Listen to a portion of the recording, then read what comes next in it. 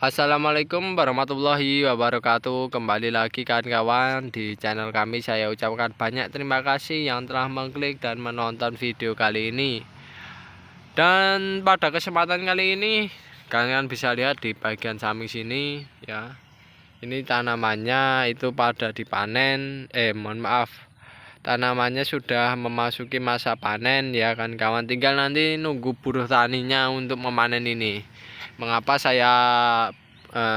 di lahan kami diburuhkan menggunakan buruh tani karena dengan penggunaan buruh tani itu nanti lahannya bisa rata ya kan kawan. Hasil dari pemanenannya nanti kita akan lanjutkan budidaya berikutnya berupa tanaman palawija, entah besok tanaman legum ataupun tanaman hortikultura kami kurang tahu ya, besok tergantung pengolahannya. Tapi yang jelas ini dipanen menggunakan buruh sehingga nanti hasil akhirnya lahan kita itu nanti mendapatkan lahan yang datar ya kan kawan, pada lahan persawahan. Karena di musim kemarau itu sawah kami ini itu tidak ada air ya kawan, tidak ada air.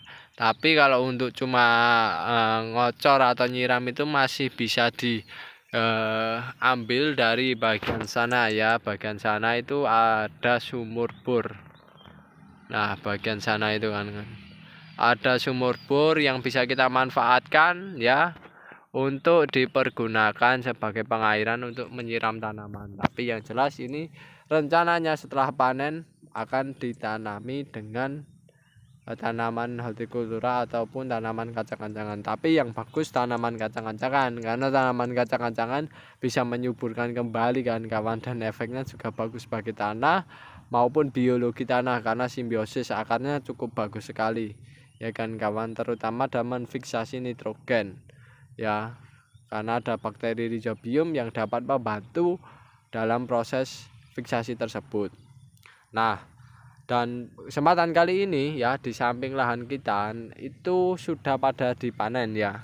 Tanaman padinya sudah pada dipanen. Kemarin di lahan ini hampir merata tanaman padinya sudah pada roboh. Akan tapi kelebihannya karena tanaman padinya banyak yang roboh itu pemanenannya menggunakan alat ya, menggunakan mesin ya, mesin kombi atau mesin harvesting atau biasa disebut mesin pemanenan padi. Nah itu padi yang roboh itu bisa diambil ya, dipanen secara maksimal ya, sehingga meskipun roboh ya masih bisa diambil ya, masih diperoleh lah gabahnya.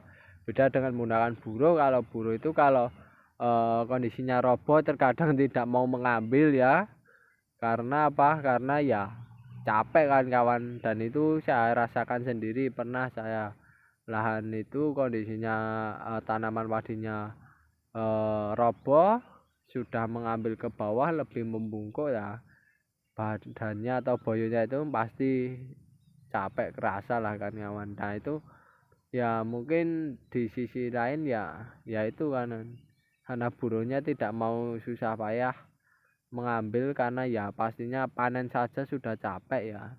Nah dan itu solusinya ya dipanen dengan menggunakan alat. Tapi kalau semisal ada yang rubuh dipanen dengan menggunakan buruh tidak maksimal, itu sudah hal wajar lah kan kawan. Ya menyadari namanya manusia kan juga ada keterbatasannya, nggak apa-apa, tidak masalah kalau kami. Yang penting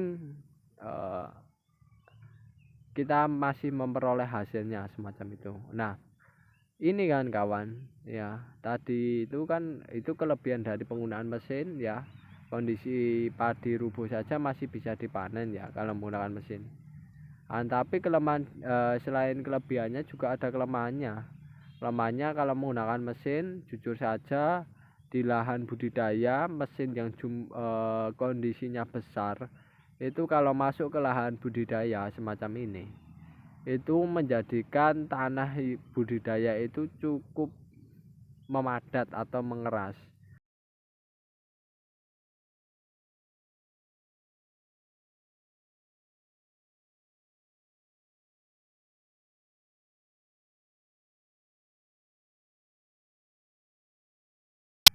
atau media tanam kawan-kawan menjadi lebih padat. Nah, ini menurut kami akan berefek juga pada lahan budidaya kawan-kawan jika tidak terlalu diperhatikan. Ini pendapat saya ya kawan-kawan. Karena mengapa? Kondisi media yang memadat akibat penggunaan mesin itu menjadikan nanti tanaman sulit tumbuh dan berkembang. Pastinya kalau kondisi padat, otomatis akar juga pertumbuhannya akan kesulitan dalam mencari unsur hara yang tersedia di media tanam semacam itu. Dan di sisi lain, oksigen yang dibutuhkan akar juga tidak bisa maksimal. Nah, pergerakannya tidak bisa maksimal karena lubang mikronya semakin banyak, lubang makronya semakin sedikit, sehingga kurang homogen ya. Jadi tidak bisa maksimal, otomatis nanti kalau area perakarannya itu tidak bisa maksimal dalam memperoleh makanan secara optimal, menjadikan pertumbuhan dan perkembangan biakan tanaman padi ini menjadi agak lebih sulit ya, tidak bisa besar-besar kayak gitu kalau nantinya lahan itu padat sebagai akibat penggunaan mesin. Tapi lahan yang padat, kawan-kawan bisa mensiasati dengan cara melakukan penggemburan lahan. Nah, solusinya kayak gitu. Lahan bagaimana lahan padat digemburkan kembali, caranya semacam itu. Nah, di daerah kami itu ada beberapa cara yang untuk diperlakukan pada lahan budidaya ketika kondisinya memadat akibat mesin habis pemanenan. Nah, itu dengan cara mentreatment lahannya dengan memberikan air kawan-kawan semacam ini. Nah, kalau sudah dipanen menggunakan mesin, langsung diberikan air. Tujuannya biar apa? Tujuannya kondisinya biar lahannya itu dalam kondisi basah, tanahnya dalam kondisi basah. Ketika tanah kondisi basah, otomatis nanti harapannya nanti ketika disingkal atau dibajak ya, itu nanti tanahnya bisa pecah ya. Ketika kondisinya pecah, otomatis tanah itu semakin gembur semacam itu. Nah, ini mungkin ya tradisi orang sini ya, ketika sudah menggunakan mesin ya, karena di sini memang buruh itu tidak sebanyak kayak dulu, dan rata-rata digantikan dengan menggunakan mesin. Nah, itu langkah yang dilakukan para petani sini mentreatment lahannya dengan melakukan perendaman dengan menggunakan air semacam itu. Nah, perendaman itu nantinya kawan-kawan yaitu harapannya tanahnya empuk dan bisa dibajak. Dan itu pun ya kalau kawan-kawan lahannya ya itu pun sudah di treatment air ya, akan tetapi tidak lama kawan-kawan, itu juga efeknya kurang bagus. Efeknya yang kurang bagus apa kawan-kawan? Yang menjadikan kurang bagus itu adalah nanti pembajakannya agak sulit ya. Untuk pengolahan lahan berikutnya dengan membajak menggunakan traktor itu agak sulit. Nah, biasanya penyedia jasa tersebut ya merasa mengeluh lah kan karena kesulitan, karena apa, tanahnya terlalu padat. Dan di sisi lain juga dengan menggunakan mesin kayak gini itu bergelombang kawan-kawan, membajaknya lebih sulit lagi kan kawan semacam itu. Nah, itu langkah mensiasati hal semacam itu agar tanahnya tidak terlalu padat dan bisa lebih gembur lagi, itu dilakukannya semacam itu kan kawan, dengan merendamnya menggunakan air semacam ini, istilahnya orang dilep. Dan di sisi lain juga menurut kami ya, selain kondisi yang padat itu, agar cara lahan kawan-kawan biar bisa gembur kembali, itu diperbanyaklah pupuk organiknya ya. Karena pupuk organik saya rekomendasikan juga, itu juga bisa memperbaiki sifat fisik tanah. Kalau sering digunakan pupuk organik dalam artian pupuk yang padat ya, kayak pupuk kandang, pupuk kompos. Nah, itu kalau sering dipergunakan di lahan budidaya kawan-kawan, otomatis insya Allah lahannya semakin lama semakin gembur. Dan itu pernah saya lihat dan saya coba dan saya terapkan itu di pertanian organik itu ya. Dulu berkebun menggunakan pertanian organik, metode pertanian organik itu memang lahannya semakin lama semakin menggembur kawan-kawan. Mungkin kalau lahan kawan-kawan kayak gini ya, di model semi organik dan sebagainya, pupuk organik padanya diberikan terus ya, agar lahannya semakin gembur. Nah, dan yang jelas itu kan kawan akan menambah sifat kandungan ya pada unsur hara pada tanah kan kawan. Nah, kan bisa lihat itu adalah alat yang digunakan pemanen. Nah, ini kalau masuk lahan ya kan kawan, berat alatnya, memang tanahnya bisa bergelombang ya, akibatnya memang alatnya terlalu berat kan kawan, semacam itu. Nah, kayak gitu kan kawan. Nah, itu semacam itu.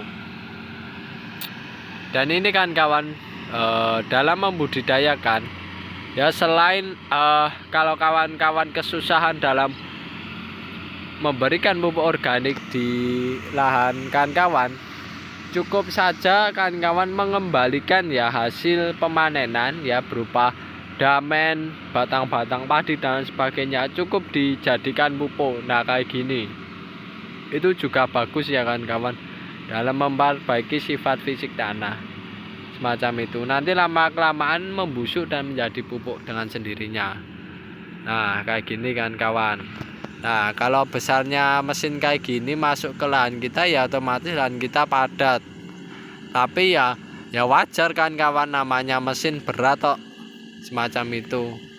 Dan ya cukup, yaitu kalau petani harus bisa mensiasati dengan kondisi yang semacam itu. Kita harus bisa melakukan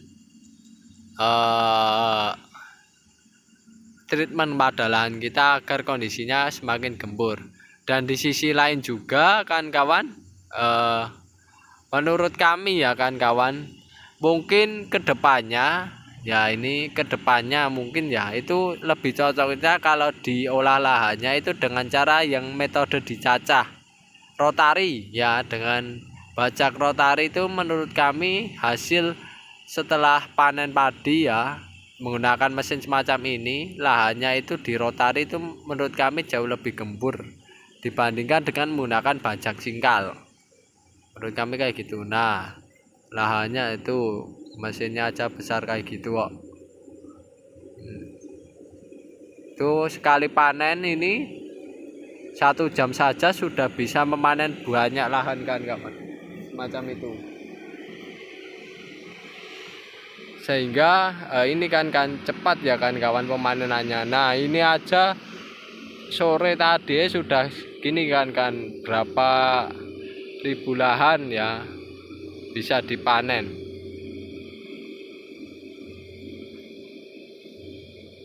Nah, apalagi kalau cuma hektaran itu, wah itu juga bisa, cuma butuh beberapa jam kan kawan. Tidak sampai 1 hari mungkin bisa kalau lahannya 1 hektaran dipanen dengan menggunakan mesin semacam ini. Dan oke kan kawan, itu dulu sharing-sharing mengenai treatment lahan agar tetap gembur saat kondisi setelah pemanenan. Semoga bermanfaat bagi kawan-kawan. Jika ada kekurangan maupun kesalahan kami dalam bertutur kata, bertingkah laku, kami mohon maaf yang sebesar-besarnya. Saya akhiri, wassalamualaikum warahmatullahi wabarakatuh.